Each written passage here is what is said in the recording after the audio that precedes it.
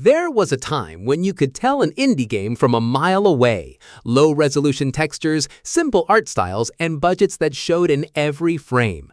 And while there is absolutely nothing wrong with that, some of the greatest games ever made are proof of that. Something remarkable has been happening in the indie world recently.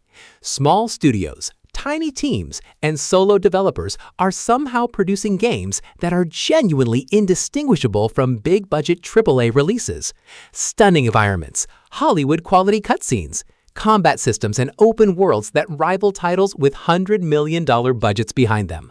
The gap between indie and AAA has never been smaller, and in some cases, the indie games are actually winning on pure visual quality alone. Today, we're showcasing the most incredible examples. These are the indie games so visually stunning and so technically impressive that you will genuinely struggle to believe a small team made them. Let's get into it.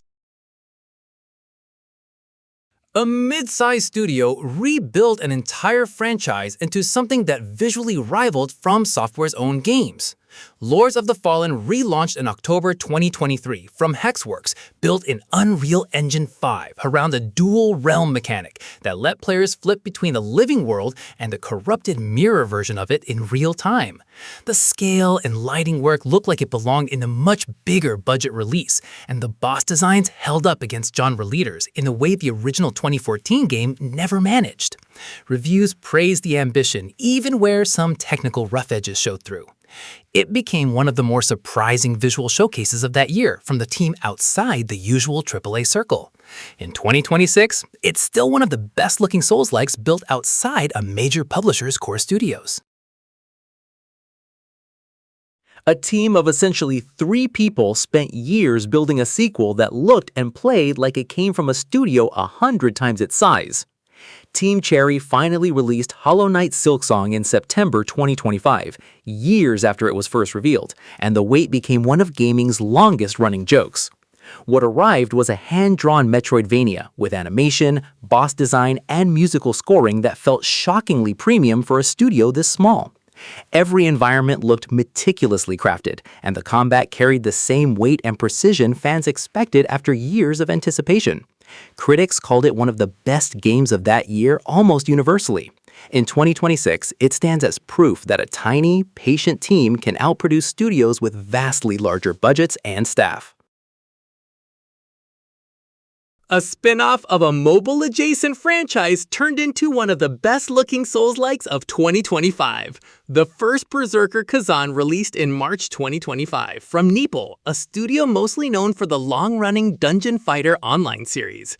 Built on Unreal Engine 5, it delivered brutal, precise boss fights and richly detailed environments that stood shoulder to shoulder with genre leaders, catching a lot of players off guard given the studio's background.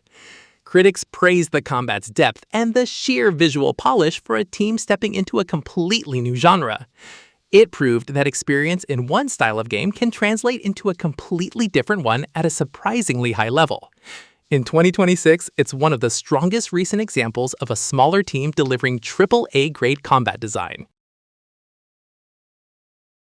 A small Polish studio built a cyberpunk world that looked like it belonged in a AAA showcase trailer.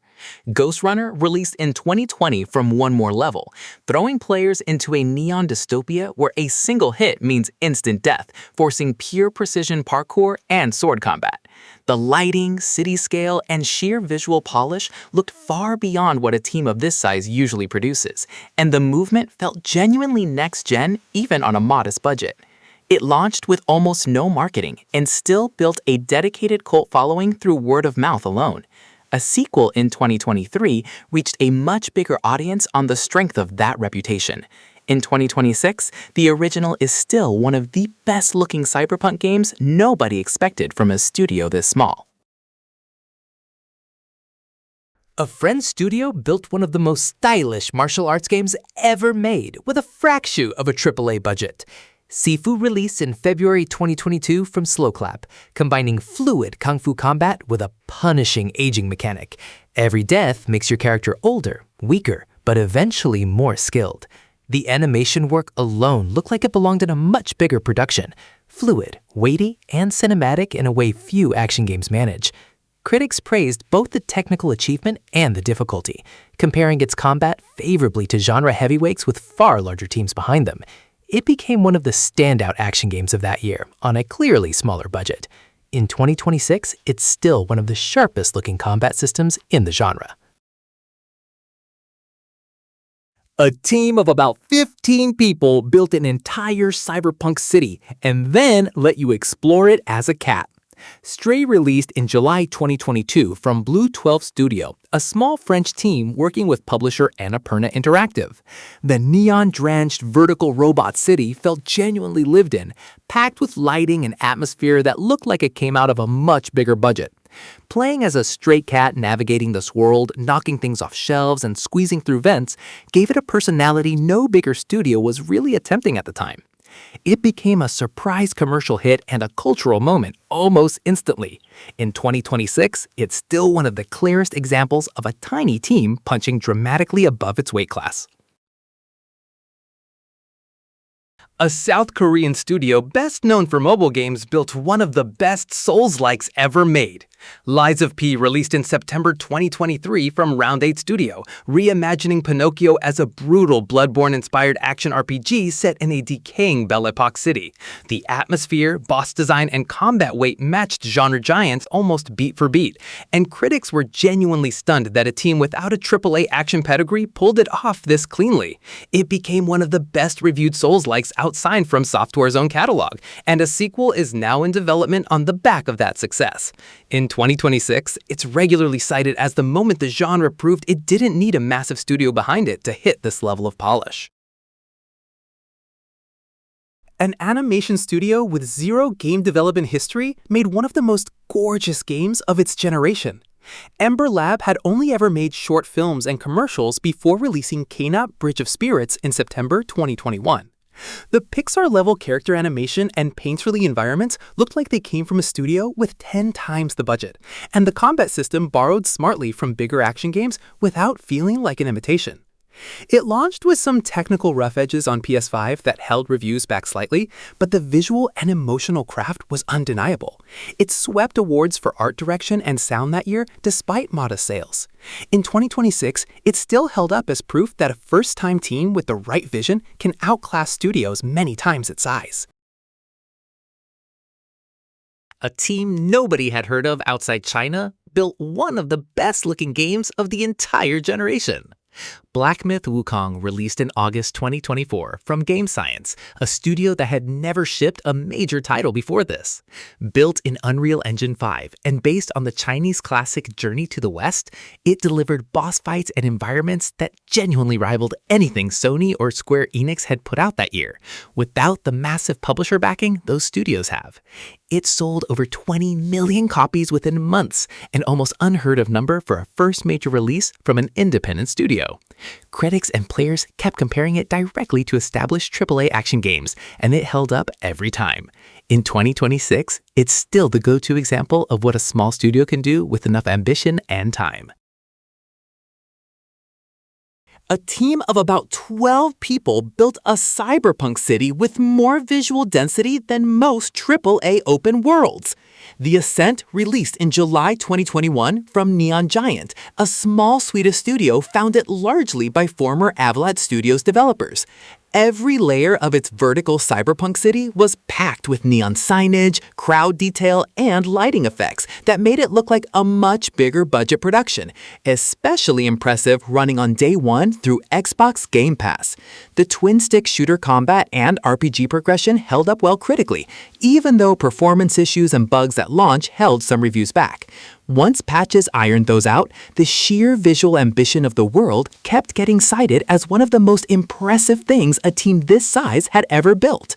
In 2026, it's still one of the most visually dense cyberpunk world in the genre, small studio or not.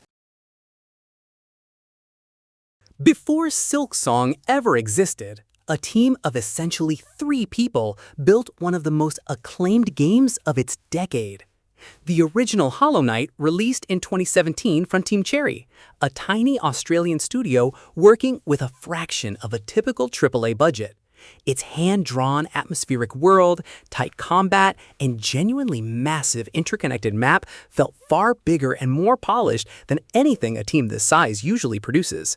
Critics praised its difficulty, art direction, and sheer scope almost universally, and it slowly built one of the most dedicated fan bases in gaming over the years that followed. It became a benchmark for what small teams could achieve in the Metroidvania genre. Nearly a decade later, it's still one of the most influential indie games ever made, long before its sequel finally arrived. A small Canadian studio built a pixel art RPG that looked more polished than most modern console releases. Sea of Stars released in August 2023 from Sabotage Studio, blending retro 16-bit style visuals with lighting, animation, and combat systems that felt distinctly modern underneath the pixel art surface.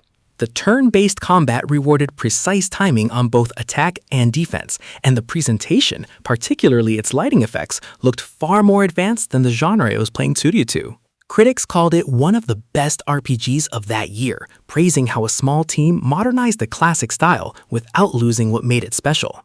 It became one of the best-selling releases in the studio's short history. In 2026, it's still one of the sharpest-looking pixel art games ever made. This had an actual AAA size budget and still got treated like an underdog because of who made it.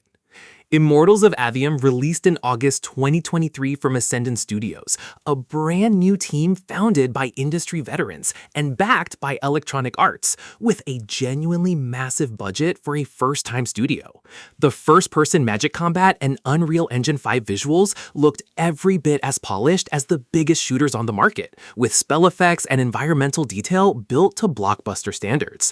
Despite that, it launched into a packed release window and sold well below what its budget needed to succeed.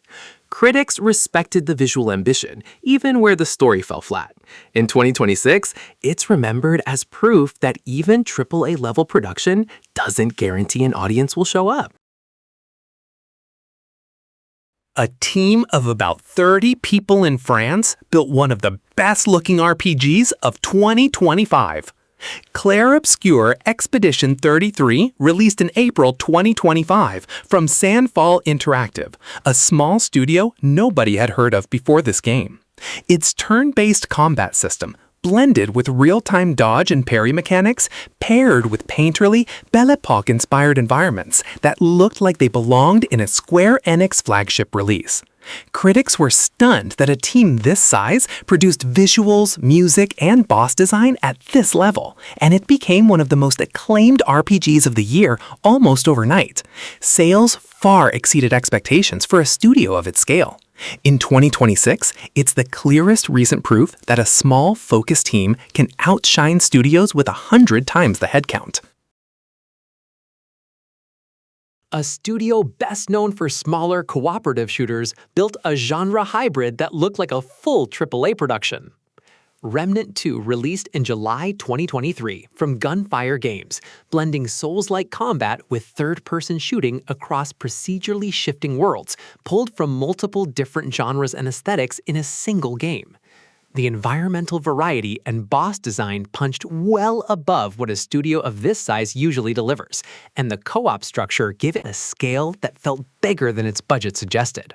Critics praised both the ambition and the execution, and it quickly became one of the best-selling titles in the studio's history. In 2026, it's still held up as one of the smartest uses of a modest budget in the genre.